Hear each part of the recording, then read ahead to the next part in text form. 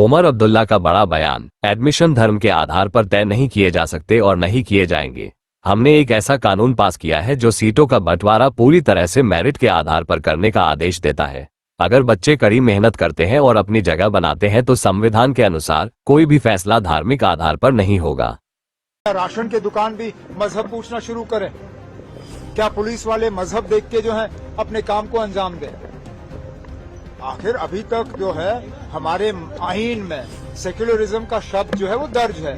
अगर आप इस मुल्क को सेक्युलर नहीं रखना चाहते हो तो हटाइए वो शब्द। उसके बाद जो आपने करना आप करिए, जो हमने करना होगा वो हम कर लेंगे। जो बिल पास हुआ है उसमें कहीं पे ये दर्ज हुआ है कि मजहब देख के जो है सीटों का बंटवारा होगा।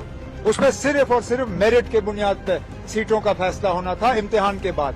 अब इन बच्चों का क्या कसूर है अगर मेरिट जो है इम्तिहान में ये आगे आ गए? मेहनत करिए और इम्तिहान पास करिए और एडमिशन हासिल करिए। अब किस लिए बचना है? समझ नहीं आता किस लिए। जब असेंबली ने बिल पास किया माता वैष्णो देवी यूनिवर्सिटी को एस्टैब्लिश करने के लिए, उसमें मुझे बताइए ना कहाँ पे लिखा था कि एक मजहब के लड़कों को या लड़कियों को उससे बाहर रखा जाएगा? उस वक्त ये कहा गया था कि इसमें एडमिशन जो है मजहब देख के नहीं होगा, सिर्फ मेरिट देख के होगा। अब जब मेरिट के बुनियाद पे एडमिशन के फैसले हो जाते हैं तो कुछ लोगों को ये पसंद नहीं है।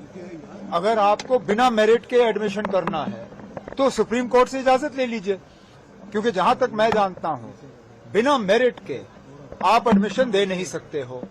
और यहां मेरिट को एक तरफ रख के सिर्फ मजहब देख के जो है एडमिशन के फैसले लिए जा रहे हैं, जो कि कम से कम जहां तक मैं जानता हूं हमारे मुल्क के आईन में इस बात की इजाजत नहीं है। अब कल को अगर हम मजहब देख के ये सारे फैसले करना शुरू करें तो क्या सोशल वेलफेयर की स्कीमें भी हम मजहब देख के की जाएं? क्या राशन की दुकान भी मजहब पूछना शुरू करें? क्या पुलिस वाले मजहब देख के जो है अपने काम को अंजाम दें? आखिर अभी तक जो है हमारे आईन में सेक्युलरिज्म का शब्द जो है वो दर्ज है।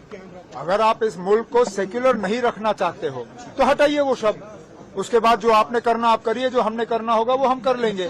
लेकिन मैं फिर इस बात को दोहराता हूँ, बीजेपी को शायद अब सुनील शर्मा को आए हुए चंद ही दिन हो गए, उन्हें वो असेंबली का जो एक्ट है वो निकालना चाहिए।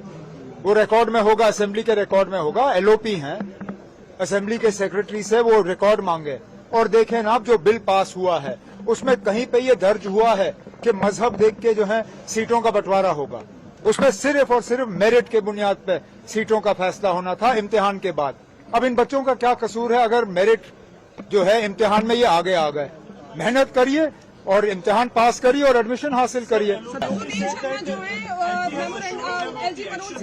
क्या अब कैसे अश्योर करोगे ना? तो फिर आप सीधा कहिए ना अब कि माता वैष्णो देवी यूनिवर्सिटी और माता वैष्णो देवी अस्पताल। आप यूनिवर्सिटी को अस्पताल से अलग क्यों कर रहे हैं? फिर अस्पताल में भी कहिए ना कि ये माता वैष्णो देवी के चंदे का पैसे का अस्पताल है, इसमें मुसलमानों को या गैर हिंदुओं को इलाज नहीं दिया जाएगा। कहिए हम वहां इलाज को है कराना बंद करेंगे।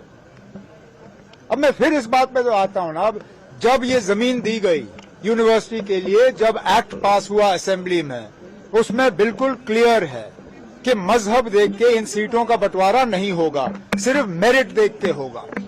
अब मेरिट में अगर कुछ बच्चे पीछे रह गए और कुछ आगे निकले तो ये किसका कसूर है?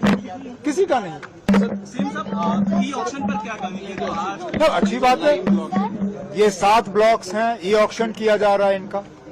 और मैं जैसे मैंने अपनी तकरीर में कहा, ये ब्लॉक्स किसी के हवाले नहीं किए जा रहे हैं, मरकज पे इनका कंट्रोल नहीं होगा। Ministry of mines, government of India हमारी मदद कर रही है ताकि ट्रांसपेरेंट तरीके से ये अलॉट हो जाए, इनमें माइनिंग का काम शुरू हो जाए। और लाइमस्टोन जो है वो सीमेंट के लिए एक बहुत जरूरी रॉ मटेरियल बनता है।